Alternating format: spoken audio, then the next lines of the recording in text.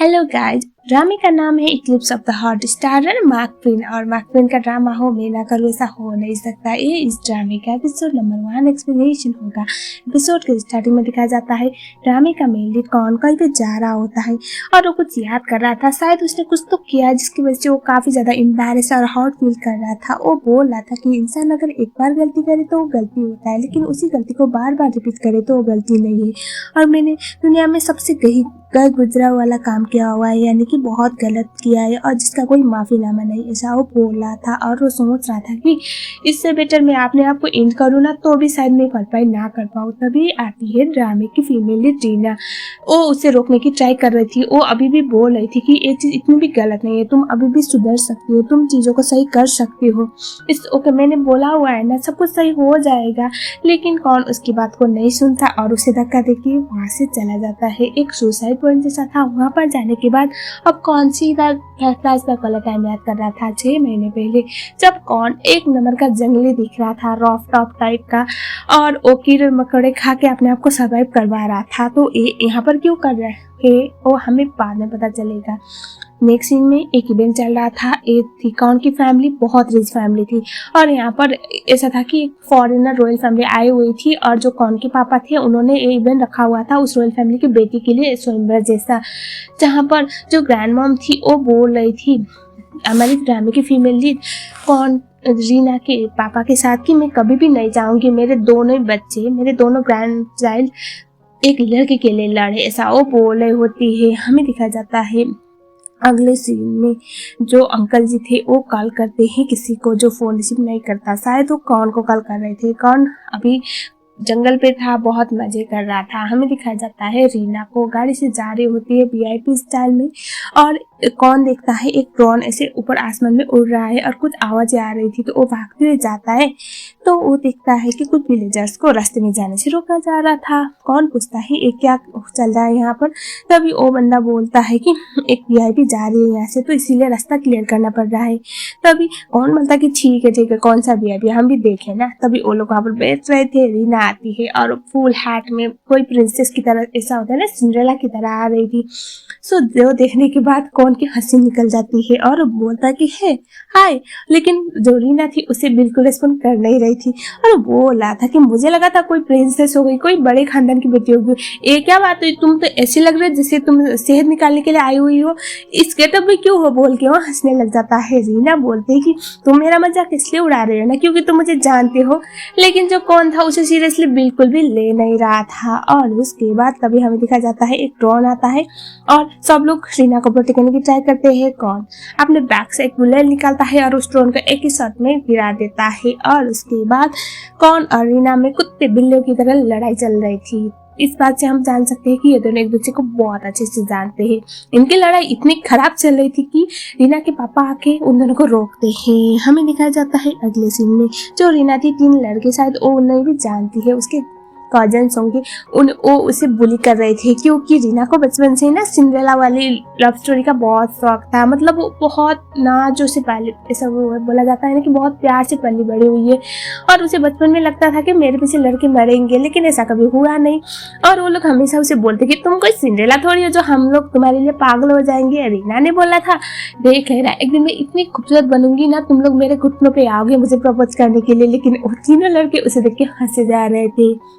तभी जो होता है कैन जो कौन का बड़ा भाई है वो आता है और रीना के साथ बहुत प्यार से बात करता है। रीना याद कर रही थी फ्लैशबैक टाइम जहाँ पर उसने बोला हुआ था कि मैं तुम्हारा प्रिंस चार्मिंग बनूंगा, तो मैं जो सिंड्रेला वाली लव स्टोरी चाहिए ना वो मैं पूरी करूंगा। यानी कि रीना को बचपन से ही कान पे बहुत बड़ा क्रश था और कान भी रीना को बहुत अच्छे से ट्रीट कर रहा था। ये जो इवेंट था असल में तो स्वयंवर जैसा था एक रॉयल फैमिली की बेटी के लिए, लेकिन जो कैन है ना वो नंबर 1 कैंडिडेट था, वो फाइनलाइज भी हो सकता था, लेकिन उसे उसकी कोई पड़ी नहीं थी बल्कि वो रीना को पसंद करता था। रीना और कौन कुछ टाइम तक कान बहुत प्यार से बातें करते हैं और इससे हमें पता चलता है रीना को भी उस पर अभी भी बहुत बड़ा वाला क्रश है। सो हम चलते हैं अब बैंकॉक वाला सीन जहाँ पर एयरपोर्ट में बैंकॉक जाने के लिए कौन गाड़ी ऐसे जा रहा होता है, उसके बैग की चेकिंग चल रही थी। इतना बड़ा जंगली आदमी और देख के लग रहा था कि वो तो 2-4 बोतल तो गटक के आया है। तो सिक्योरिटी वाले जाने नहीं दे रहे थे, उसके बैग को चेकिंग कर रहे थे। कौन रोक रहा था। रीना हंसती है और बोलती कि क्या हुआ। तभी वो लोग बोलते कि इसके बैग में कुछ है जो हमें देखने नहीं दे रहा। एक बैम्बो जैसा था जिसमें कुछ रखा हुआ था। इन लोगों को लगता है कुछ डेंजरस चीज होगा। कौन बोला था प्लीज इसको खोलना मत, लेकिन वो ऑफिसर खोल लेता है जिसमें बहुत सारे बीज थे और सब लोग हंसने लग जाते हैं। बेचारी जो रीना थी जैसे तैसे कौन को वहां से निकाली थी और सोचती है कि हे भगवान, तुम ना हमेशा प्रॉब्लम क्रिएट करवाते हो। तुम्हें पता है तुम ना अभी सोशल मीडिया पे ट्रेंड कर रहे हो, अगर किसी और ने तुम्हें शूट कर लिया ना तो तुम्हारे पापा क्या बोलेंगे तुम्हारे लिए। ऐसा बोल के वो कौन को समझाने की ट्राई कर रहे थे। कौन बोलता है कि मुझे क्या पड़ी है। और उसके बाद वो अभी भी जंगली वाले हरकतें कर रहा था। जैसे तैसे रीना बैंकॉक में लैंड कर जाती है। वो अंकल से फोन पे बातें कर रही थी और बोल रही थी अंकल मैं आ रही हूँ, लेकिन जो कौन था अभी भी नेक्स्ट जगह पे जा रहा होता है, मतलब रीना को ऐसे इग्नोर करते हुए, तो वो उसे रोकते हुए वापस ले आने लगती है। बेचारी को बहुत कुछ झेलना पड़ता है कौन की ऐसे जंगली वाले हरकत की वजह से। गाड़ी में जाते टाइम भी कौन कंटिन्यूअसली रीना को परेशान करे जा रहा था, उसके मेकअप बॉक्सेस निकाल रहा था, उसके शूज निकाल रहा था और बोल रहा था कि बचपन में तो तुम बड़ी अजीब दिखती थी और अभी देखो कि क्या क्या शौक पाल रखे हैं।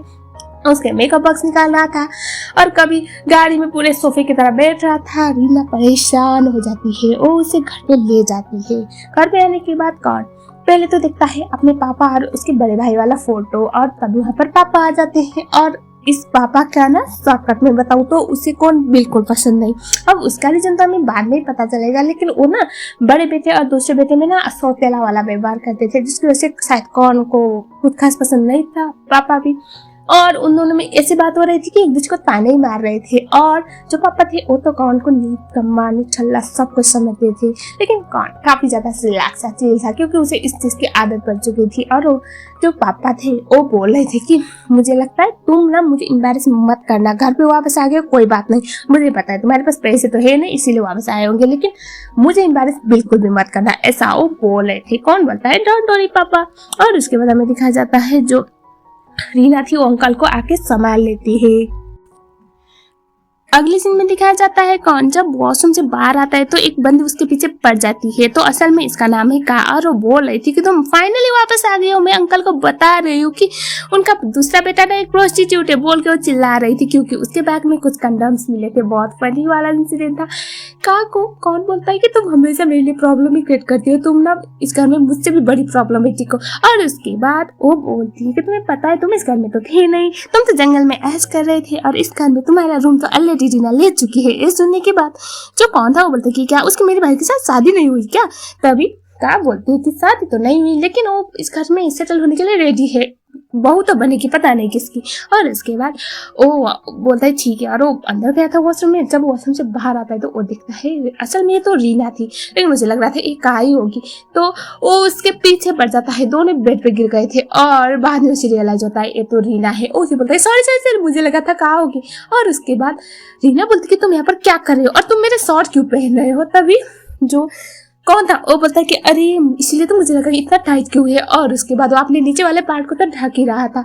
रीना बोलती है कि तुम यहाँ पर क्या कर रहे हो, बाहर जाओ। लेकिन अभी उसका जो बाटअप जो भी पहना हुआ था उसने वो खुल गया था और नजारा कुछ गलती देख लिया उससे। वो अपनी आंखों को बंद करता है, बोलता है कि मैंने कुछ नहीं देखा, मैंने क्या देखा, मुझे कुछ दिखाई नहीं दे रहा, ऐसे रिएक्ट कर रहा था।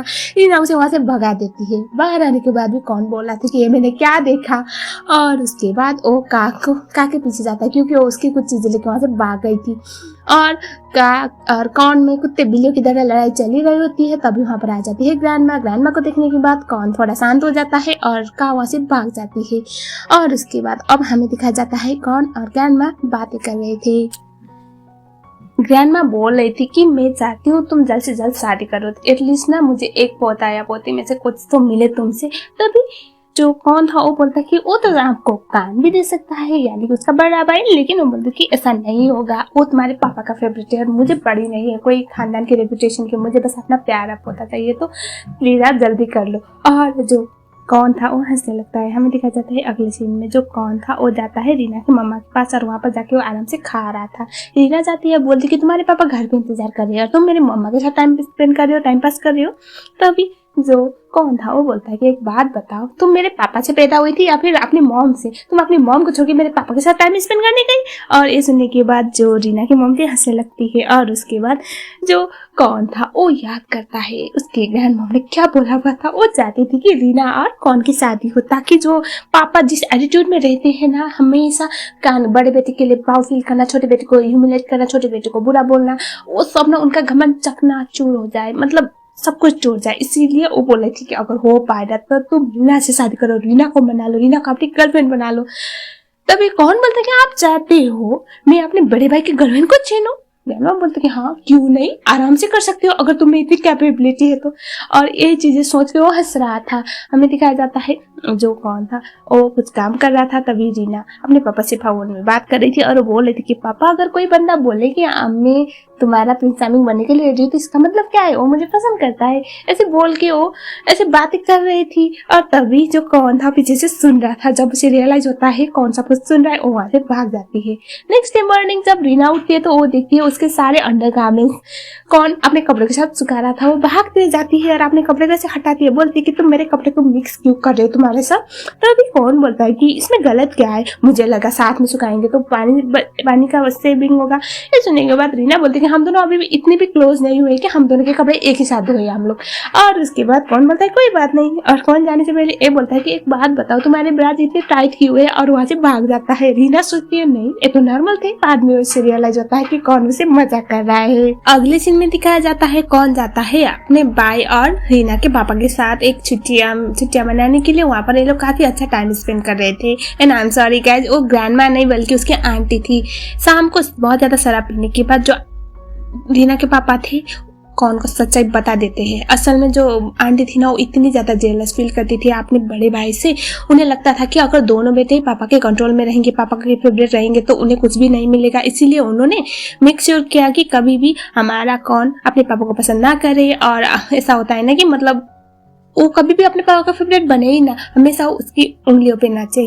और इसीलिए वो चाहती थी कि रीना उससे शादी कर ले। ये सब सुनने के बाद उसे काफी बुरा लगता है। और जो अंकल थे वो बोल रहे थे कि मुझे लगता है तुम्हें अपनी फैमिली बिजनेस को संभालने के लिए वापस आना चाहिए। कौन गुस्से में बोलता है मैं कभी भी अपने भाई के पोजीशन को नहीं छीनूंगा, मैं अपने भाई को हमेशा खुश रहने दूंगा क्योंकि इस दुनिया में मेरा भाई है जो मुझसे सबसे ज्यादा प्यार करता है। ऐसा वो बोलता है। उसे काफी बुरा लग रहा था, काफी अपसेट था। तो वो फोन को थोड़ा दूर साइलेंट रख के बैठा हुआ था। तभी जो रीना के पापा थे उन्हें ना बहुत सफोकेशन सा फील हो रहा था। उनके बेड से वो पेड़ से गिर जाते हैं। कौन को बहुत मिस कॉल करते हैं, फोन रिसीव नहीं करता। Guess what, next day morning हमें दिखाया जाता है जॉब कौन और जो कैन था उसका बड़ा भाई दोनों बात कर रहे थे। वो लोग रियलाइज करते हैं अब तक अंकल आए नहीं। कौन जाता है रूम में अंकल को उठाने के लिए। तभी वो अपने फोन को देखता है तो देखता है 4-5 मिस कॉल थे। तब दोनों मिलकर दरवाजा खोलते हैं तो नजारा काफी खराब था। अंकल जी मर चुके थे। कौन को बहुत बुरा लग रहा था, उसे एक गिल्ट सा महसूस हो रहा था। और पुलिस आ जाते हैं इंटरोगेशन के लिए। और अपने बड़े भाई से बोल रहा था कि मैं रीना को क्या बताऊंगा, और अगर मैंने फोन रिसीव किया होता तो शायद अंकल को हम बचा पाते। उसका बड़ा भाई उसे बोलता है कि डोंट वरी, सब कुछ ठीक हो जाएगा, इस चीज के लिए तुम ब्लेम नहीं कर सकते। हमें दिखाया जाता है अगले सीन में जो रीना थी वो अभी प्लान कर रही थी, वो पापा को सरप्राइज देने के लिए जाने वाली है। लेकिन तब यहाँ पर वो कौन को देखती है। कौन को देखने के बाद वो पूछती है तुम यहाँ पर क्या कर रहे हो। तभी कौन बोलता है कि अंकल के साथ कुछ हुआ है। यह सुनने के बाद रीना का एक्सप्रेशन बदल जाता है। वो बोलती है कि तुम कहना क्या चाहती हो। और यहीं पर एपिसोड 1 खत्म हो गया। सो ये ड्रामे का नाम था इक्लिप्स ऑफ द हार्ट। अगर थाई में बोलूँ तो टाई नगाओटावान मैकप्रिन और बॉ मलाडा का ड्रामा है। बहुत टाइम के बाद मैकप्रिन का कोई ड्रामा एक्सप्लेन करने का मौका मिला है मुझे। मैं तो बहुत खुश हूँ। आप लोग जरूर बताओ मैं इस ड्रामे को कंटिन्यू करूँ या फिर नहीं। डोंट वरी, जो भी ड्रामे चल रहे हैं उसको मैं कंटिन्यू जरूर करूँगी। और ये ऑनगोइंग ड्रामा रहेगा तो वीक में 2 ही एपिसोड आने वाले हैं। अगर ड्रामा पसंद आया हो तो कमेंट सेक्शन में नेक्स्ट बार जरूर लिख लेना। मिलते हैं नेक्स्ट वीडियो में, तब तक के लिए थैंक यू सो मच।